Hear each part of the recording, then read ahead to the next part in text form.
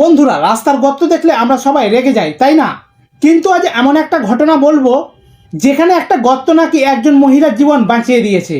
উত্তরপ্রদেশের 50 বছর বয়সী এক মহিলা বিনীতা শুক্লা, হঠাৎ করে তার শরীর খুব খারাপ হয়ে যায়। ডাক্তাররা বলছিল তার ব্রেন নাকি ঠিকমতো রেসপন্স করছিল না, আর পরিবারের লোকজন অ্যাম্বুলেন্সে করে তাকে বাড়ি নিয়ে যাচ্ছিল, আর সবাই আশা ছেড়ে দিয়েছিল। আর ঠিক তখনই ঘটে এই অদ্ভুত ঘটনা। অ্যাম্বুলেন্সটা যখন NH-74 হাইওয়ে দিয়ে যাচ্ছিল, হঠাৎ করে একটা বড় গর্ত পড়ে যায়। এত জোরে ধাক্কা লাগে যে পুরো অ্যাম্বুলেন্স কেঁপে ওঠে। আর সেই ধাক্কার পরই দেখা যায় বিনীতা শুক্লা আবার চোখ হাত পা নাড়াচাড়া শুরু করেছে। ডাক্তাররা পরে বলেন তিনি পুরোপুরি ব্রেন ডেড ছিলেন না, হয়তো সেই জোর ধাক্কাতে তার ব্রেন হঠাৎ স্টিমুলেট হয়ে গেছে।